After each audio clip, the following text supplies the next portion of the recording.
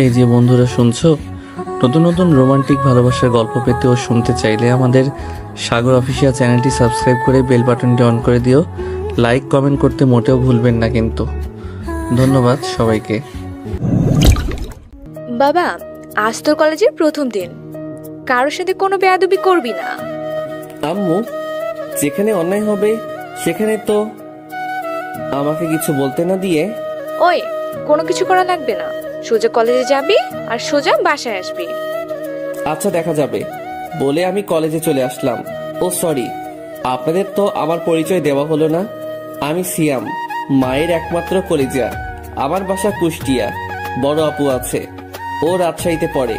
আমারও বাইরে পড়ার ইচ্ছা ছিল, কিন্তু আম্মু আমাকে বাইরে ভর্তি করেনি।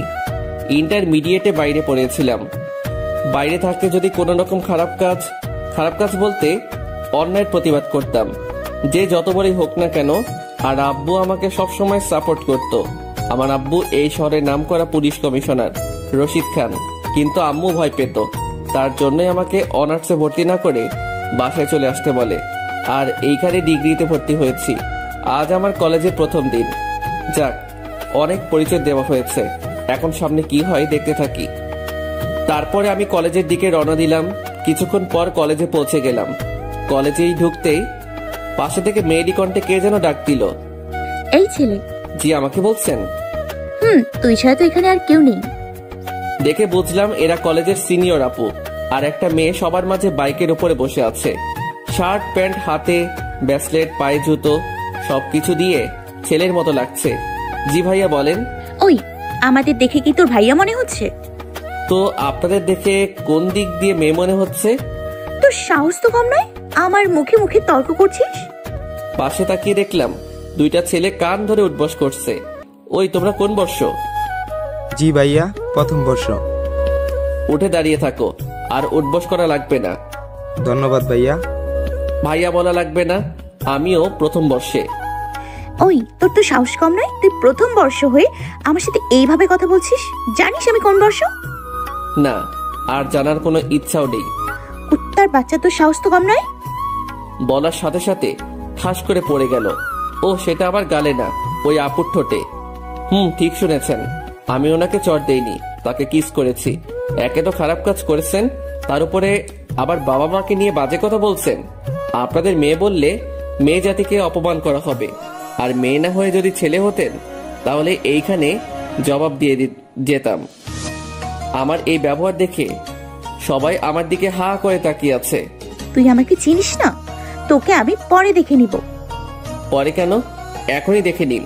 আর আমি সিয়াম, বাসা নাম্বার রোডে নাম্বার। আর কি বললেন, আমাকে পরে দেখে নিবেন? সেটা আপনাকে কষ্ট করা লাগবে না বলে ওই মেয়েটার হাতে ফোন ছিল। ফোন নিয়ে আমার একটা ছবি তুলে নিলাম আর আমার নাম্বার দিলাম। এই যে আমার ছবি আর আমার নাম্বার, যখন দরকার হবে তখনই আমার ছবিটা ভালো করে দেখে নিবেন আর ফোন দিবেন বলে ওইখান থেকে চলে আসলাম। ভাইয়া, আপনার তো অনেক সাহস, আপনি একদম উচিত জবাব দিয়েছেন। আবার ভাইয়া কেন? বললাম তো আমরা সেম ইয়ার। আমি রাসেল, আর ও হলো রকি। আমি সিয়াম। আচ্ছা, আজ থেকে আমার ফ্রেন্ডস। Okay friends. আচ্ছা, ওই মেয়েটাকে? ওই মেয়েটা কলেজের সিনিয়র আপু, ওর বাবা এই কলেজের প্রিন্সিপাল, এবার শেষ বর্ষের ছাত্রী। ও আচ্ছা, চলো ক্লাসে যাই। বন্ধুর মাঝে নো তুমি, অনলি তুই। আচ্ছা চলো। তারপর আমরা ক্লাসরুমে চলে গেলাম। এইদিকে মিমি ও তার বান্ধবীরা। ওই ছেলেটার সাহস তো কম নয়, জুনিয়র হয়ে তোকে কিস করলো। ওই কুত্তার বাচ্চাকে পরে দেখে নিব, ও আমাকে চেনে। ওকে বোঝাবো আমি কি জিনিস। দেখ, এসব এখন বাদ দে, আর ক্লাসে চল। রাখ তোর ক্লাস, মাথা পুরো আগুন হয়ে আছে। যা তাড়াতাড়ি সিগারেট নিয়ে আয়। মিমির বান্ধবী সিগারেট নিয়ে আসলো। এইদিকে আমি ক্লাসে সবার সাথে পরিচিত হলাম। রাসেল, রকি আর একটা মেয়ে বান্ধবী হলো, ওর নাম ফারহানা। ক্লাস শেষ করে বাইরে এসে বসে গল্প করছিলাম তাদের সাথে। তখন রাসেল বলে উঠল, দেখ বন্ধু, পিছনে মিমি আসছে। আমি পিছনে তাকিয়ে দেখলাম মিমি আপু আমাদের কাছেই আসছে। ও কাছে এসেই, ওই ছোট লোকের বাচ্চা, তোর সাহস কি করে হয় আমাকে কিস করার? আমাকে কিছু বলতে দেওয়ার সুযোগ না দিয়েই ওর পিছন থেকে হকি স্টিক বের করে গায়ের সর্বশক্তি দিয়ে আমার মাথার উপরে বাড়ি দিল। সাথে সাথে আমার মাথা ফেটে রক্ত বের হতে লাগলো। রক্ত দেখে আমার মাথা গরম হয়ে গেল। আর কিছু না ভেবে সজোরে দিলাম এক চর। মিমি চর খেয়ে তাল সামলাতে না পেরে একটা গাছের সাথে ধাক্কা খেয়ে অজ্ঞান হয়ে গেল। আমার মাথা দিয়ে এখনো রক্ত বের হয়ে যাচ্ছে। এরপর কি হলো আর মনে নেই। চোখ খুলে দেখলাম আমি হাসপাতালে, আর আমার পাশে রাসেল, রকি, ফারহানা বসে আছে। আমার জ্ঞান ফেরা দেখে রাসেল বলল, কি বন্ধু, এখন কেমন লাগছে? ভালো। বন্ধু, কিছু মনে করিস না? তোর আব্বু আম্মুর নাম্বার না থাকায় তাদের কাছে ফোন দিতে পারি নাই। না বলে ভালো করেছিস, আর আমাকে এইখানে আনার জন্য ধন্যবাদ। আরে ধন্যবাদ কেন, বন্ধু তো বন্ধুর বিপদে সাহায্য করবে, তাই না? আচ্ছা, মিমি আপুকে দেখলাম তখন অজ্ঞান হয়ে পড়ে গিয়েছিল। পাশে তাকিয়ে দেখ, তাহলেই বুঝবি। ফারহানার কথা শুনে পাশে তাকিয়ে দেখলাম আমার পাশের বেডে শুয়ে আছে। গাছের সাথে অনেক জোরে বাড়ি লাগার কারণে তার অনেক রক্ত বের হয়, তাই তাকে রক্ত দেওয়া হচ্ছে। এখনো জ্ঞান ফিরে নাই। ও, অনেক জোরে চটটা পড়ে গিয়েছিল রে। আচ্ছা থাক এখন সেই সব কথা। তারপরে আমরা কথা বলছিলাম, তখন দেখলাম মিমি আপুর জ্ঞান ফিরল। আর আমাকে পাশের বেডে দেখে তার মাথা গরম হয়ে গেল, চিৎকার করতে লাগলো, আর তার হাত থেকে সুইটা খুলে ফেললো। তাতে আরো রক্ত বের হলো। ওই ছোট লোকের বাচ্চা এখানে কেন? আমি ওর সাথে এক রুমে থাকবো না বলে লাফালাফি করছে। এতে মিমির হাতের রক্ত পুরা বেডে বেঁধে গেল। আমি ওর এমন দৃশ্য দেখে আর শুয়ে থাকতে পারলাম না। উঠে এসে মিমিকে ঠাস করে চর মেরে বললাম, ওই মেয়ে, সমস্যা কি আপনার? নিজেকে কি বিশ্বসুন্দরী ঐশ্বরিয়া ভাবেন?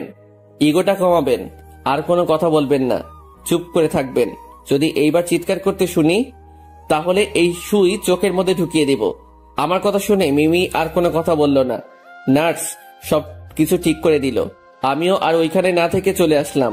বাসায় ঢুকতেই, এতক্ষণ কোথায় ছিলে? আর বাবা, তোর কি হয়েছে? তোর মধ্যে ব্যান্ডেজ করা কেন? ওহ আম্মু, তুমি এত চিন্তা করো না তো, বেশি কিছু হয়নি, শুধু একটু কেটে গেছে।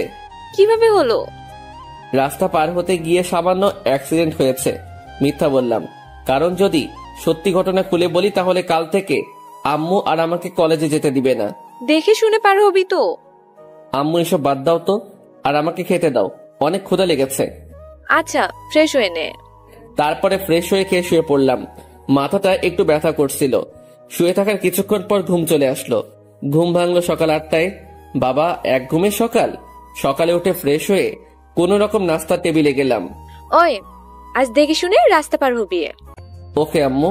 তারপরে নাস্তা শেষ করে কলেজে চলে গেলাম। কলেজে গিয়ে দেখলাম রাসেল, রকি বসে আছে। কিরে দোস্ত, কেমন আছিস? ভালো, তোরা? ভালো। কখন আসলি? এই তো একটু আগেই। ও আচ্ছা। তারপরে আমরা বসে আড্ডা দিচ্ছিলাম, তখনই দেখলাম কে যেন পিছন থেকে ডাক দিল। তাকিয়ে দেখলাম মিমি আপু। মিমি আপু আমার কাছে এসেই আমাকে, আসলে আমি সত্যিই দুঃখিত, তোমার সাথে অনেক খারাপ ব্যবহার করেছি। মিমি আপুর কথা শুনে আমি সহ আমার সব বন্ধুরা অবাক হয়ে গেল। কাল পর্যন্ত গুন্ডি বলে চিনতাম, আর আজ একদিনে এত চেঞ্জ। ব্যাপার কি? কিছুই তো বুঝলাম না। অন্য কোনো ধান্দা করেছে নাকি? মনে মনে ভাবলাম। কি হলো, কথা বলছো না কেন? জি আপু, এসব মনে করে নিজেকে ছোট করবেন না। আর ভুল তো আমিও করেছি। না, তোমার থেকে আমিই বেশি করেছি। মিমি, মিমি বলে ডাকি, আপু বলতে কেমন লাগে? আচ্ছা আপু, এসব বাদ দিন এখন। আর তোমার নামটা যেন কি? জি আপু, আমার নাম সিয়াম। উফ, এত আপু আপু করছো কেন? আপনি আমার থেকে সিনিয়র তাই। তো কি হয়েছে, আজ থেকে আমার নাম ধরেই ডাকবে। কি বলছেন আপু এসব? আপনি তো আমার অনেক বড়। ওই, আমি বুড়ি হয়ে গেছি? না না, তাই নয়, আপনি দেখতে যথেষ্ট সুন্দরী। শোনো, আমি তোমার থেকে মাত্র 2 বছর বড়, তাই আজ থেকে আমাকে নাম ধরেই ডাকবে। ওকে আপু। আবারও আপু? সরি মিমি। মনে থাকে জানো। আর তোমার বাবা কি করে? একটা ছোটখাটো ব্যবসা করে। মিথ্যা বললাম, আসলে আব্বু পাওয়ারে চলতে আমার ইচ্ছা করে না। আমি সাধারণভাবেই চলি, আর আমাকে দেখে কেউ বুঝতে পারবে না যে আমার আব্বু এই শহরের নামকরা কমিশনার। মিমির মুখের দিকে তাকিয়ে দেখলাম কেন একটু খুশি লাগলো ওর। যাক, তারপরে আরো কথা বলে বাসায় চলে আসলাম। এই ছিল মিমির আপু টুকু। মিমির সাথে পরিচয় হওয়া। মিমির একটু বর্ণনা দেই। মিমি দেখতে অনেক মায়াবী, লম্বা লম্বা চুল, ঠোঁটের নিচে একটা কালো তিল আছে। কলেজের যে কেউ দেখলে ক্রাশ খাবে, কিন্তু ওর এমন গুন্ডি আচরণ দেখে কেউ ভয়ে কিছু বলতে পারে না, সব সময় ছেলেদের মতো পোশাক পরে থাকে। যাক, তারপরে বাসায় এসে ফ্রেশ হয়ে ঘুমিয়ে গেলাম। ঘুম ভাঙলো ফোনের রিংটনে। ফোন ধরার সাথে সাথে ওই শালা তাড়াতাড়ি চলে আয়, আজ ফাইনাল খেলা আছে বলে ফোন কেটে দিল। আমিও উঠে তাড়াতাড়ি ফ্রেশ হয়ে মাঠের দিকে রওনা হলাম। ও, আপনাদের তো বলাই হলো না, তখন ফোন দিয়েছিল আমার ছোটবেলার একমাত্র কলেজের বন্ধু রনি। আমরা ক্লাস 10 পর্যন্ত একসাথে পড়েছিলাম। 10 পাস করে দুইজন আলাদা হয়ে যাই। যাক, এইসব না বলে গল্পে ফিরি। মাঠে পৌঁছে দেখলাম আমার সব বন্ধুরা বসে আছে। রনি, মুন্না, নীল, রিয়াজ, সাকিব, সবুজ, আরো অনেকেই। ওই, তুই জানতি না আজকে ফাইনাল খেলা? জানতাম, ঘুমিয়ে পড়েছিলাম তাই। আচ্ছা, আমরা আগে ব্যাটিং পেয়েছি, তুই আগে যা। এইমাত্র আসলাম, তুই যা, আমি পরে নামছি। না, তুই আগে যা। আচ্ছা, যাচ্ছি, তবে আউট হয়ে গেলে দোষ দিবি না কিন্তু। আচ্ছা, যা। আসলে আমার ক্রিকেট খেলা ভালো লাগে না, কিন্তু ওদের জোরাজোরিতে খেলতে হয়। তারপরে আমি নামলাম, প্রথম থেকে শেষ পর্যন্ত খেললাম। 189 রান করলাম আমরা মোট। তারপরে ওরা ব্যাটিং করলো, অনেক কষ্টে জিতলাম। তারপরে খেলা শেষ করে বাসায় চলে গেলাম। বাসায় ফ্রেশ হতেই আব্বুর ফোন আসলো। আব্বু বলো। কোথায় আছিস বাবা? বাসায় আছি। ও, কোনো দরকার আছে আব্বু? আসতে হবে? আসলে ভালো হতো। এই তো চলে এসেছি আমি। তবে সাবধান, তোর আব্বু যেন বুঝতে না পারে। ওকে, তুমি চিন্তা করো না বলে আমি ফোনটা রেখে দিলাম। কাপড় চেঞ্জ করে বাইরে যেতেই আম্মু বলে উঠলো, আর পরের বার যেন এত রাত না হয়। তারপরে আমি চলে আসলাম আব্বুর কাছে, পুলিশ স্টেশনে। আব্বু বলো। এইমাত্র একটি লোককে ছেড়ে দেওয়া হলো, এখানে তার সবকিছু দেওয়া আছে। তুই তাকে ফলো করে যাবি, আর কোথায় যায় কি করে এভরিথিং সবকিছু দেখবি। Okay sir. স্যার? ডিউটির সময় স্যার। তারপরে আব্বুর কথা মতো ওই লোকটিকে ফলো করতে লাগলাম। আপনারা হয়তো আমার কথা কিছুই বুঝতে পারছেন না। আচ্ছা, চলুন ভালোভাবে বুঝিয়ে বলি। আসলে আমার ছোটবেলা থেকে ইচ্ছা যে আমি কোনো সিক্রেট কাজ করব, মানে গোয়েন্দা। কিন্তু আমার আম্মু ভয়ে আমাকে এর মধ্যে ঢুকতে দেয় না, তবে আব্বু সবসময় সাপোর্ট করে। 6 আগে এই গোয়েন্দা বিভাগের মধ্যে আসি, আর এই বিষয়ের জন্য বাইরে থেকে 2 বছর ট্রেনিং নেওয়া আছে। আপনারা হয়তো ভাবছেন এই 2 বছর সময় কখন পেলাম। আমি আগেই বলেছি, আমি 2 বছর বাইরে থেকে লেখাপড়া করে এসেছি। লেখাপড়ার পাশাপাশি এই ট্রেনিং শেষ করেছি। আমার উদ্দেশ্য ছিল এইটা, কিন্তু পড়াশোনাও লক্ষ্য ছিল, তাই দুইটাই করেছি। বিষয়টা শুধু আব্বুই জানে। যাক, এইসব কথা না বলে গল্পে ফিরি। তারপরে আমি সেই লোকটিকে ফলো করে যাচ্ছি। এইটা প্রথম নয়, এর আগেও কয়েকটা সিক্রেট কাজ করেছি। লোকটি একটা পুরনো বাড়ির মধ্যে ঢুকে গেল, আমিও ভিতরে গেলাম। বেশি দূরে না যেয়ে কি চলছে ভিতরে সেটা শোনার জন্য। বস, আমাকে পুলিশ কমিশনার ছেড়ে দিয়েছে। ও কিছু বুঝতে পারেনি তো? না, আমার ওপরে অনেক টর্চার করেছেন, তবুও বলি নাই। সাব্বাস। একটা কথা সব সময় মনে রাখবি, আমাদের লক্ষ্য পৌঁছাতে হবে, না হলে আমাদের বস আমাদেরকে সবাইকে মেরে ফেলবে। ওর কথা শুনে বুঝলাম আরো বড় মাথা আছে। এরা সব চেনাপটি, এদের দিয়ে কিছু হবে না। তবে তাদের কি লক্ষ্য সেটা আগে জানতে হবে। তারপর আমি পিছন থেকে পিস্তলটা বের করে ওদের বসের মাথায় ঠেকিয়ে বললাম, তোরা যতই প্ল্যান করিস না কেন, তোরা কখনো সাকসেস হতে পারবি না। আজ আমাদের শেষ করবি, কাল আবার নতুন কেউ আসবে, আমাদের উদ্দেশ্য চলেই যাবে, এই দেশ শেষ হবেই। এটা দেখে মাথা গরম হয়ে গেল। ওর সামনে আরো 2 জন দাঁড়িয়ে ছিল। ওরা 2 জন যেই পালাতে গেল, তখনই আমি পিস্তলের ট্রিগার চেপে দিলাম। সাথে সাথে ওই 2 জন মাটিতে পড়ে গেল। ওদের দিকে মনোযোগ থাকাতে ওদের বস ওর পকেট থেকে পিস্তল বের করে একা একাই গুলি করলো। ও শিট, আজ প্ল্যান শেষ হয়ে গেল। এখন বুঝবো কি করে যে দেশে কি হতে চলেছে। তারপরে ওইখান থেকে চলে গেলাম থানায়। কি হয়েছে, খোঁজ পেয়েছো? জি না, তবে এইটা বুঝতে পেরেছি কিছুদিনের মধ্যেই দেশে অনেক বড় বিপদ হয়ে উঠবে। ও মাই গড, তবে এখন কি হবে? এত চিন্তা করা লাগবে না। এই কাজের দায়িত্ব যখন আমি নিয়েছি, তখন আমি শেষ করব। Best of luck. আর তোমরা যা যা লাগবে সেগুলো নিতে পারো।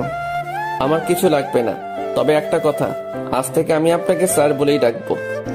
কেন? কারণ এখন একটা মিশন শুরু করতে যাচ্ছি, তাই চাই না আমাদের কি সম্পর্ক সেটা জানতে পারে। আর এসব বিষয়ে আম্মুকে কিছুই বলা যাবে না। ও আচ্ছা আচ্ছা। আমি আমার মতো কাজ চালিয়ে যাব, সেটা আপনারা হয়তো প্রথমে আমাকে বুঝতে পারবেন না, তাই আগে বলে রাখছি, আমি যাই করি না কেন এই দেশকে রক্ষা করবই। মানে তোমার কথা বুঝলাম না, কি করতে চাইছো তুমি? সেটা না হয় পরেই বুঝতে পারবেন, আজ আসি বলে বাসায় চলে গেলাম। বাসায় পৌঁছাতে পৌঁছাতে রাত 8টা বেজে গেল। কলিং বেল বাজাতেই আম্মু এসে দরজা খুলে দিল। কোথায় ছিলে এতক্ষণ? আসছে বলে এত সময় লাগে? না মানে আম্মু, বন্ধুদের সাথে আড্ডা দিচ্ছিলাম, তাই রাত হয়ে গেছে, বুঝতে পারি নাই। ও আচ্ছা, ভেতরে যাও, আর পরের বার যেন এত রাত না হয়। জি আম্মু। তারপরে রুমে গেলাম। সত্যি আম্মুরা অনেক অদ্ভুত। ছেলের জন্য মায়ের মন সবসময় ব্যাকুল থাকে, ছেলের জন্য বাসায় ওয়েট করে থাকে। যদি ছেলের বাসায় আসতে রাত 1টাও বাজে, তাও বসে থাকবে ছেলে আসার জন্য। লাভ ইউ আম্মু। আমি আমার আম্মুকে অনেক ভালোবাসি, আর শুধু আমি না, পৃথিবীর সকলেই তার আম্মুকে ভালোবাসে। যাই হোক, তারপরে রুমে এসে ফ্রেশ হয়ে এসে পড়ার টেবিলে বসতেই হঠাৎ ফোনটা বেজে উঠল। ফোনটা হাতে নিয়ে দেখলাম একটা অচেনা নাম্বার থেকে ফোন এসেছে। আসসালামু আলাইকুম। কে আপনি? আপনার হবু বউ। কি? না মানে আমি মিমি। ও মিমি আপু? ওই আবারও আপু? ও সরি আপু। আবারও? সরি। আচ্ছা এসব বাদ দাও, কি করো এখন? মাত্র বাইরে থেকে এসে ফ্রেশ হয়ে পড়তে বসেছিলাম। ও তাহলে তো তোমাকে বিরক্ত। আরে না না, বলেন। কি বলবো? ফোন দিয়েছেন কেন? এমনি। কেন ফোন দেওয়া যাবে না? সেটা না, আচ্ছা কি করছেন আপনি? আবার আপনি শুরু করলে। দেখেন আপনি আমার বড়, আপু বলতাম, কিন্তু নিষেধ করার জন্য বলি না। এবার তুমি করে বলতে বলবেন না প্লিজ, আপনি করে বলি। আচ্ছা বলো। কি বলবো? উফ, আগে কি কোনো মেয়ের সাথে কথা বলোনি? না তো। মিথ্যে বলছো কেন? মিথ্যা নয়, সত্যি। কি বলো, তোমার মতো এত রোমান্টিক মানুষ কারোর সাথে কথা বলে না? ওই আপনি কিভাবে জানলেন আমি রোমান্টিক? তোমার গল্প আগে অনেক পড়েছি, কিন্তু তোমাকে চিনতাম না। ও তো বলো। কি বলবো? কয়েকটা প্রশ্ন করো। কি হলো, তুমি কান্না করছো কেন? আমার সাথে কোনো মেয়ে কথা বলে না, আর কোনো মেয়ে যদি নক করে তখন ইনবক্সে ঢুকে দেখে। এই মেসেজটা ফরওয়ার্ড করেন, না করলে কালকের মধ্যে আপনার বউ মরে যাবে। মিমি হাসতে হাসতে খাটের উপরে লাফালাফি করতে লাগলো। ওই এত হাসছেন কেন? তোমার কথা শুনে। ও যা সত্যি সেটাই বললাম, তবে আপনাকে না। তাহলে কাকে? আমার কষ্টের কথা আমি পাঠক পাঠিকাদের কাছে তুলে ধরছি। যাই হোক। আচ্ছা ঘুমাবে কখন? রাত 2টা। এত রাত পর্যন্ত জেগে কি করবে? আমার তো আর বাবু শোনা নাই যে তার সাথে সারা রাত কথা বলবো। তাহলে এত রাত পর্যন্ত কি করবে? 11টা পর্যন্ত পারবো, তারপরে 2টা পর্যন্ত পার্সোনাল কাজ করব। কি এমন পার্সোনাল কাজ যে এত রাত পর্যন্ত জেগে থাকা লাগবে? বললে হাসবেন না তো? আজব তো, হাসবো কেন? না মানে আমার পার্সোনাল কাজ শুনে যদি হাসতে লাগেন। আচ্ছা হাসবো না, বলো। বলবো? বলো। আসলে আমি রাত 2টা পর্যন্ত মুভি দেখি। মানে রাতে কম্বলের নিচে রাত 2টা পর্যন্ত রোমান্টিক মুভি দেখি। আচ্ছা এই জন্যই তো ভাবি আপনি এত রোমান্টিক গল্প লিখেন কিভাবে। কিভাবে? এই যে তুমি রোমান্টিক মুভি দেখতে দেখতে তুমিই রোমান্টিক হয়ে গেছো। ও তাই? আচ্ছা পরবর্তী গল্প কষ্টের দিব। সেটা পরে দেখা যাবে। আর আজ থেকে তাড়াতাড়ি ঘুমিয়ে পড়বে, কেমন? পারবো না তো, অনেক কষ্টে এমন অভ্যাস গড়ে তুলেছি। ইস, আমার কি সুন্দর অভ্যাস গো। তারপরে মিমির সাথে আরো অনেক কথা বললাম। ফোন কেটে দিয়ে ঘড়ির দিকে তাকিয়ে দেখলাম 1টা বেজে গেছে। এতক্ষণ কথা বললাম, জীবনের প্রথম কোনো মেয়ের সাথে এত কথা বললাম। এইটা শুধু গল্পেই, কারণ বাস্তবে আমার এক্স কালনাগিনীর সাথে কথা বলেছি। যাক, তারপরে ঘুমিয়ে গেলাম। পরের দিন সেটা না হয় কালকে জানা যাবে। ফোন কেটে দিয়ে ঘড়ির দিকে তাকিয়ে দেখলাম 1টা বেজে গেছে। যাক, তারপরে ঘুমিয়ে পড়লাম। সকালে ঘুম ভাঙলো আম্মুর ডাকে। উঠে ফ্রেশ হয়ে কলেজে চলে গেলাম, কারণ কলেজে না গিয়ে ওই কাজ করলে আম্মু বুঝতে পারবে। দুটাই একসাথে করা লাগবে। কলেজে গিয়ে দেখলাম রাসেল রকি বসে আছে। কিরে দোস্ত, কেমন আছিস? এই তো ভালো, তুই? ভালো। কিরে, তোর আবার কি হলো? এইভাবে মন খারাপ করে বসে কেন? আমি রকিকে উদ্দেশ্য করে বললাম, ওই শালা তো রোমিও হয়ে গেছে। মানে? ফারহানাকে ভালোবাসে, কিন্তু ফারহানা অন্য একটা ছেলেকে ভালোবাসে। আরে কলেজে কি মেয়ের অভাব নাকি? একটা গেছে অন্যটার পিছনে যা। না দোস্ত, আমি ওকে অনেক ভালোবাসি। কিন্তু তোকে তো ও ভালোবাসে না। সেই জন্য তো তোকে বললাম, এখন তুই সাহায্য করবি, কিভাবে করবি সেটা জানি না। ওই আমি সাহায্য করব মানে? তুই যা শুনেছিস সেটাই। কিভাবে করবি সেটা তোর ব্যাপার, কিন্তু ফারহানা যেন আমার হয়। আমি পারবো না। পারবি না তো? অবশ্যই না। আচ্ছা দেখ আমি কি করি। আচ্ছা দেখি কি করিস।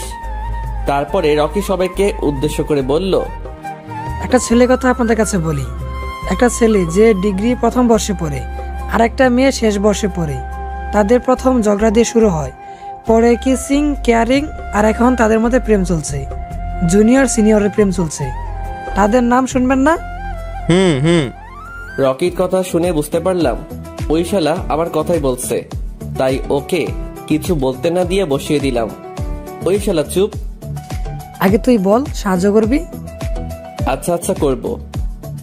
ওকে বন্ধু। রাখ তোর বন্ধু। আচ্ছা বল কখন বলবি? কালকে। কেন আজ বলবি না? শালা তোর মতো রোমিং না যে কি বলবো সেটা এখনই বলতে পারবো। রাতে ভেবে কালকে বলবো। রাজি হলে ভালো, আর না হইলে যা। আচ্ছা আচ্ছা তাই হবে। তারপরে ক্লাসে গেলাম। বাইরে গেলাম, দোস্ত আর ক্লাস করব না, একটু কাজ আছে। ও আচ্ছা যা।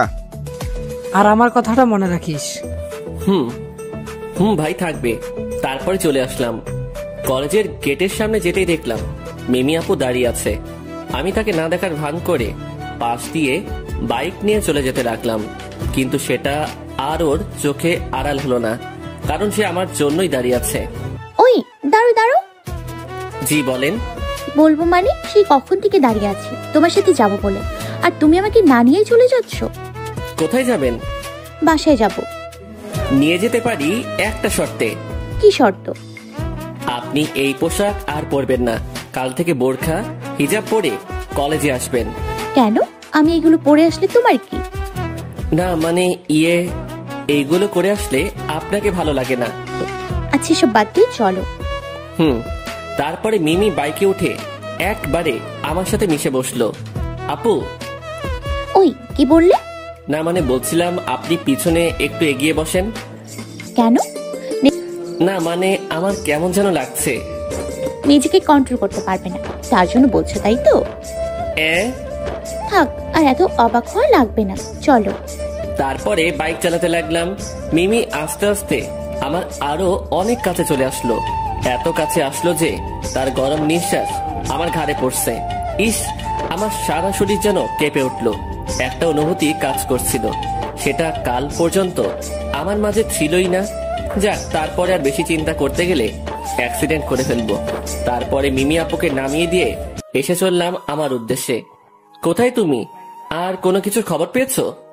না ভাইয়া, তেমন কিছু পাইনি। এই কয়েকদিন কিছু অদ্ভুত ব্যাপার লক্ষ্য করছি। আচ্ছা তুমি এখানে আসো বলে আমি ফোনটা কেটে দিলাম। ও হচ্ছে রাজ, ওর সাথে 2 বছর গোয়েন্দা বিভাগে একসাথে ট্রেনিং করেছিলাম। ওর থেকে আমি 1 বছরের বড়। যাক, তারপরে ওর বলা জায়গায় চলে আসলাম। বলো এবার, কেমন অদ্ভুত ব্যাপার দেখছো? ভাইয়া, আমি কয়েকদিন ধরে লক্ষ্য করে দেখলাম হাসপাতালে যে কোনো রোগী অপারেশন রুমে ঢুকলেই রোগী মারা যাচ্ছে বলে বোঝানো হচ্ছে, কিন্তু কাল একদিনই 25 জন মারা গিয়েছে। হোয়াট? Are you sure? আচ্ছা শুনো, তুমি কাল থেকে ওই হাসপাতালটা ফলো রাখবে। কি হচ্ছে সেটা আগে জানতে হবে। জি ভাইয়া। তবে সাবধান, কেউ যেন বুঝতে না পারে যে তুমি তাদেরকে ফলো করেছো। ওকে ভাইয়া। তারপর আমি বাসায় চলে আসলাম। বাসায় এসে ফ্রেশ হয়ে রুমে গেলাম। বিকেলে বাইরে বের হলাম না, রাতে রুমে বসেছিলাম। বসে থাকতে ভালো লাগছিল না, তাই মিমির কাছে ফোন দিলাম। একবার রিং বাজতেই সাথে সাথে ধরে ফেললো। মনে হয় ও অপেক্ষায় করে আছে। এই যে মিস্টার, কি ব্যাপার, আজ আপনি আমাকে ফোন দিলেন? না মানে একা একা বসে বোর হচ্ছিলাম, তাই ফোন দিলাম। আম্মুকে বোর দূর করার জিনিস এনে দিতে বললেই তো হয়। মানে? ইস, ছোট্ট বাবুটা আমার মানে বোঝে না। কি বলছেন এইসব? বলছি যে তোমার আম্মুকে বলো তোমার বিয়ে দিতে, তাহলে আর বোর হবে না। আমার মতো এত বাচ্চা শিশুকে কে মেয়ে দিবে? কি তুমি বাচ্চা? আজ বিয়ে দিলে কাল 11 ছেলের বাবা হয়ে যাবে। আমার এত এনার্জি নেই, এক রাতেই 11 ছেলের বাবা হয়ে যাব। হাসির কি হলো? কিছু না। তুমি জানো যে তুমি অনেক সুন্দর করে কথা বলতে পারো? কই সুন্দর করে কথা বলি? বলো তো, যে কোনো মেয়ে প্রেমে পড়ে যাবে। যদি পড়তো তাহলে হুদাই আমাকে কষ্ট করে একা থাকা লাগতো না। জীবনেও তো কোনো মেয়ে নক করবে না, আর যদিও করে তাহলে কারো SMS ফরওয়ার্ড করবে। সামনে 2021 সাল আসছে, এখন তো পাগল করে দিবে। বলছি, কেউ নতুন বছরের শুভেচ্ছা জানাবেন না? বলতে যদি ইচ্ছাই থাকে তাহলে ভালোবাসি বলতে পারেন। যাক, আপনাদের সাথে না বকে গল্পে ফিরি। কই কেউ তো পড়ছে না। আশেপাশে ভালো করে খুঁজে নেবে, তাহলেই পাবে। ও ধন্যবাদ। মিমিকে রাগানোর জন্য বললাম। যদিও আমাকে পছন্দ করে তাহলে ও রেগে যাবে। এই যে আপনি এত সুন্দর একটা আইডিয়া দিলেন, তবে একটা মেয়ে আছে, আগে থেকে বোঝাতে হবে। ওই কোন মেয়ে? আমার এইখানেই পাশের বাসার মেয়ে। ও এবার ইন্টার 2য় বর্ষে পড়ে, দেখতেও অনেক কিউট। কিউট না ছাই? আপনি তো আইডিয়া দিলেন। আমি বলেছি আশেপাশে মানে একেবারে পাশে না, একটু দূরে, যার সাথে তোমার পরিচয় আছে। ও এমন মেয়ে আছে তো? তাকেই বলো। ওর নাম ফারহানা, আমার সাথেই পড়ে। ওর বাসাও দূরে, আবার ভালো মিল আছে। দূর, ওর সাথেই কথা বল বলে ফোন কেটে দিল। আমি জানি ও রাগ করে ফোন কেটে দিয়েছে। কাল কলেজে গিয়ে কথা হবে, তাই আর ফোন দিলাম না। রাতে খাওয়া দাওয়া শেষ করে ঘুমাতে যাব, তখনই ফোনটা বেজে উঠল। ফোন হাতে নিয়ে দেখলাম রাজ ফোন দিয়েছে। রাজ বলো। ভাইয়া, ওই হাসপাতালে একটা সিকিউরিটি গার্ড নেবে মর্গ দেখাশোনা করার জন্য। আপনি বললে আমি ওইখানে নিযুক্ত হতে চাই। তোমার সমস্যা হবে না তো? না ভাইয়া। আচ্ছা, হয়ে যাও, আর সব ইনফরমেশন গুলো আমাকে জানাবে। ওকে ভাইয়া। তারপরে ফোনটা কেটে দিলাম। রাতে শুয়ে শুয়ে মিমির কথা ভাবছিলাম। ও তখন রেগে ফোনটা কেটে দিল কেন? তাহলে কি মিমিও আমাকে পছন্দ করে? কিন্তু ও তো আমার 2 বছরের সিনিয়র। আমাদের সমাজ তো এইটা কখনোই মেনে নিবে না। আমিও এই কয়দিনে ওকে পছন্দ করে ফেলেছি, কিন্তু ওই একটাই ভয় আমার মনের মধ্যে চলছে। আচ্ছা, এইসব পরে ভাবা যাবেনি বলে ঘুমিয়ে পড়লাম। পরের দিন ঘুম থেকে উঠে কলেজে চলে গেলাম। কলেজে গিয়ে দেখলাম শালা রকি বসে আছে গেটের সামনে। এখন যে কি করি? কালকে ওকে বলেছিলাম যে আজ বলবো, কিন্তু কি বলবো? কাল রাতে মনে করেছিলাম মিমির কাছে থেকে জেনে নিব, কিন্তু সেও তো রাগ করে ফোনটা কেটে দিয়েছিল। কি যে করবো এখন? ওকে না দেখার ভান করে পাশ কেটে চলে যেতে লাগলাম। হঠাৎ পিছনে থেকে কে যেন আমার ঘাড়ে হাত দিল। কোথায় যাচ্ছ ভাইয়া? কালকের কথা মনে নেই? আরে রকি, তুই কখন আসলি? ভাই, তুই বাংলা সিনেমায় চান্স পেয়ে যাবি। মানে? এত সুন্দর অভিনয় তো শাকিব খানও করতে পারে না। শালা, আমাকে না দেখার বান করে চলে যাচ্ছ, তাই না? আরে না, তোকে দেখতে পাইনি। এই 5 ফুট গেটের সামনে 6 ফুট মানুষ দাঁড়িয়ে আছে, আর তুই কিনা বলছিস তাকে দেখতে পাচ্ছিস না? সত্যি বলছি ভাই। থাক এইসব কথা, বাদ দে। আর আজকে যেভাবেই হোক ফারহানাকে তুই রাজি করাবি। না মানে হয়েছে কি ভাই? ওই, তোর কোনো কথাই শুনতে চাই না। ওই তো ফারহানা আসছে, যা ওর কাছে বলে এক ধাক্কা দিয়ে ওকে পাঠিয়ে দিলাম। আরে সিয়াম, কেমন আছিস? ভালো, তুই? ভালো। এ কি, তোর হাত পা কাঁপছে কেন? কিছু বলবি নাকি? না মানে হ্যাঁ। আচ্ছা বল। ভালো বা আমাকে কিছু বলতে না দিয়ে? সরি দোস্ত, আমার বয়ফ্রেন্ড আছে। দূর, আমার কথা না শুনে আগে কথা আটকিয়ে দিলি। যা, তোকে শোনা লাগবে না বলে আমি চলে আসতে যাচ্ছিলাম, তখনই পিছন থেকে ফারহানা বলে উঠল, সরি। আচ্ছা বল এবার। তোকে যেদিন প্রথম দেখেছিল সেদিন থেকে একটা ছেলে তোকে অনেক ভালোবেসে ফেলেছে, কিন্তু ভয়ে বলতে পারেনি। কিন্তু যেদিন তোকে বলতে যাবে সেই দিন ও জানতে পেরেছে তোর বয়ফ্রেন্ড আছে। সেদিন থেকে ও পাগলের মতো হয়ে গেছে। একটা অদ্ভুত ব্যাপার কি জানিস? কি? তোকে পছন্দ করার আগেই ও ওর আম্মুকে বলেছিল। ওর আম্মুই ওকে প্রপোজ করতে বলেছিল সেই দিন, কিন্তু আর হলো না। ওর আম্মু তোকে পছন্দ করেছিল। এর মানে বুঝতে পারছিস? তুই কখনোই ঠকবি না ওই ছেলেকে ভালোবাসলে। ছেলেটি কে? সেটা জেনে কি করবি? তুই তো আর ওকে ভালোবাসিস না। তবে তুই খুব ভুল করলি। মনে করে রাখিস, তোর ভাগ্যটা তুই নষ্ট করবি। প্লিজ, ছেলেটির নাম কি বল? না, তবে রাতে যদি সেই পাগল ছেলেটার কথা ভাবতে থাকিস, তোর ঘুম হচ্ছে না, কাল কলেজে এসে বলবি। তাহলে আমি নাম বলবো। বলে ফারহানা কথা বলার সময় না দিয়ে চলে আসলাম। শুধু ফারহানা কেন, এমন কথা যে কোনো মেয়েকে বললে তার কথা 100% ভাববেই। তারপরে আমি রকির সামনে গেলাম। কিরে, ও রাজি হয়েছে? কিছুই বলি নাই। ধুর, জানি তোর দ্বারা কাজ হবে না। আরে শালা, ফোন খারাপ করা লাগবে না, একটু ওয়েট কর, তাহলে ওই এসে তোকেই প্রপোজ করবে। সত্যি দোস্ত? দোস্ত, একটা ব্যাপার বুঝলাম না। কি?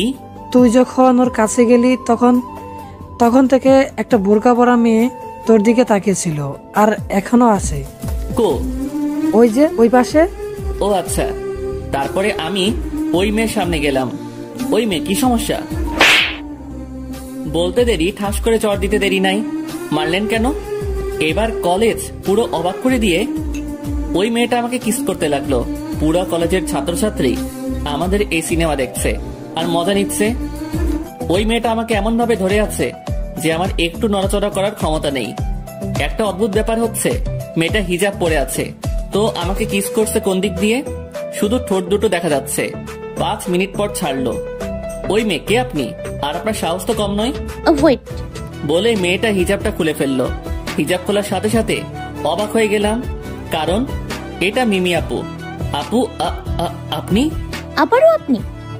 সরি, কিন্তু এগুলো কি? কোনগুলো? কোনগুলো মানে? সবার সামনে আমাকে এইভাবে কিস করার মানে কি? আচ্ছা ওয়েট, হে অল স্টুডেন্টস, সকলের উদ্দেশ্যে বলছি, এইটা আমার বয়ফ্রেন্ড। মেয়েদের একটু বেশি বলছি, যদি কোনো মেয়ে আমার বয়ফ্রেন্ডের কাছে আসার চেষ্টা করে তাহলে তার কি হবে বুঝতেই পারছো। কি বলছেন এসব? যেটা সত্যি সেটাই বলেছি। আমার মনে তো লাড্ডু ফুটছে, কিন্তু মিমিকে বুঝতে দেওয়া যাবে না। সেটা কিভাবে সম্ভব? আপনি আমার থেকে 2 বছরের সিনিয়র। বিয়ে করার সময় ছেলের বয়স 35 আর মেয়ের বয়স হয় 15, তাদেরকেও নিষেধ করে না, তাহলে আমাদের মাত্র 2 বছরের কি যায় আসে? কিন্তু আমাকে কিছু বলতে না দিয়ে মিমি আবারও আমাকে কিস করতে লাগলো। আল্লাহ গো, কি হচ্ছে এটা? তোমার কোনো উত্তর লাগবে না, আমি যা বলবো সেটাই হবে। থাক, আমার তো ভালোই লাগছে। বলে মিমি হন হন করে হেঁটে চলে গেল। মাম্মা, লিপস্টিক খেতে কেমন লাগলো? আরে পাগল, ওইটা লিপস্টিক নয়, ওইটা মিষ্টি। টেস্ট কেমন লাগলো? ওই শালা, তোকে কি সেটা বলতে হবে? আরে ভাই বল না। বেশি কথা না বলে বসে থাক, আর বেশি জানার আগ্রহ থাকলে ফারহানার কাছে যা। যাবো, সময় হলে আমিও যাব, আর তোর সামনে দেখিয়েও দিব। আচ্ছা, দেখা যাবে নি। রাসেল কো, কলেজে আসবে না? না, ওর নানির বাসায় বেড়াতে গিয়েছে। শালা বেড়াতে গেছে, অথচ আমাকে বলে যায়নি। আগে আয়, পরে মজা বোঝাবো। আচ্ছা, ক্লাসে চল। তারপরে ক্লাসে চলে আসলাম। ক্লাস শেষ করে বাইরে বসেছিলাম, তখন আমার কাছে মিমি আসলো। ওই, তোমার ক্লাস আছে? আছে একটা। কেন? রাখো ক্লাস, চলো। কোথায়? বেড়াতে যাব। কিন্তু আমার তো ক্লাস আছে। চলো তো। আমার হাত ধরে টেনে বাইকের সামনে নিয়ে গেল। তারপরে আর কি, কোনো কথা না বাড়িয়ে বাইক চালাতে লাগলাম। কিন্তু কালকের থেকে আজ আমার অনেক কাছে এসে আমাকে জড়িয়ে ধরে আছে। আজ যেন কেমন কেমন লাগছে। একটু দূরে থাকেন প্লিজ। কেন, কষ্ট হচ্ছে বুঝি? মনে করেন সেটাই। আচ্ছা চলো তো, কিছুক্ষণ পর সব কষ্ট পুষিয়ে দিব। মানে? উফ, এত মানে করছো কেন? আগে চলো। কোথায় যাব? যেদিক দিয়ে যেতে বলবো সেদিক দিয়ে যেতে থাকবে। জি। তারপরে মিমির কথা মতো যেতে লাগলাম। কিছুক্ষণ যাওয়ার পর, এ কি, এটা তো সিনেমা হল। এইখানেই তো রোম্যান্স হবে। মানে? এত মানে করে লাগবে না ক্যাবলা কান্ত, আগে ভেতরে চলো, তারপরে সব বুঝিয়ে দিচ্ছি। তারপরে মিমির কথা মতো সিনেমা হলে ঢুকলাম। মিমি টিকিট কেটে এক কর্নারে দুজনে বসলাম। আমি বসতেই মিমি আমার কোলের উপরে বসে পড়লো। এ কি, আপনি আমার উপরে বসছেন কেন? পাশে তো সিট আছেই। আচ্ছা তো কি হয়েছে, আমি তোমার কাছে আসবো। তাহলে একটা টিকিট কিনতেন, তাহলে 1 টাকা বেঁচে যেত। ওই চুপ, কোনো কথা হবে না, চুপচাপ বসে থাকো। মিমির কথা মতো চুপচাপ বসে থাকলাম।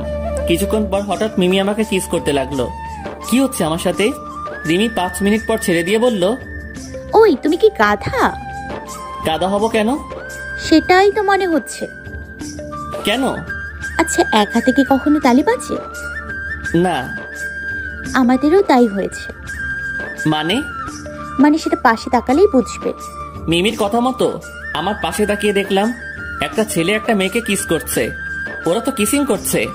সেটা তো করছে, কিন্তু ওদের মতো আমাদের কোনটা মিল নেই, দেখো তো। আমি ভালোভাবে দেখে বললাম, কই, সবই তো ঠিক আছে। এই জন্যই তো তোমাকে গাধা বলি। এবার আচ্ছা দেখো, ওরা একে অপরকে রেসপন্স করছে, আর কিসিং এ এটাই আসল। একজন আরেকজনকে রেসপন্স না করলে সেই কিসিং এর মজা হয় না। আচ্ছা, আপনি এত কিছু জানলেন কিভাবে? টিভিতে দেখে শিখেছি। ও এইবার শুরু করবে, আর আমি যেভাবে যেভাবে করব তুমি আমার সাথে সেভাবে সাড়া দিয়ে যাবে। আচ্ছা। আচ্ছা বলতে দেরি, মিমির অ্যাটাক করতে দেরি নাই। মিমি আমার ঠোঁট চুষতে লাগলো, আমিও মিমির সাথে রেসপন্স দিতে লাগলাম। এইভাবে অনেকক্ষণ চললো। মিমি এখনো আমার কোলের উপরে বসে আমাকে শক্ত করে জড়িয়ে ধরে কিস করেই যাচ্ছে। এইভাবেই চলতেই যাচ্ছে।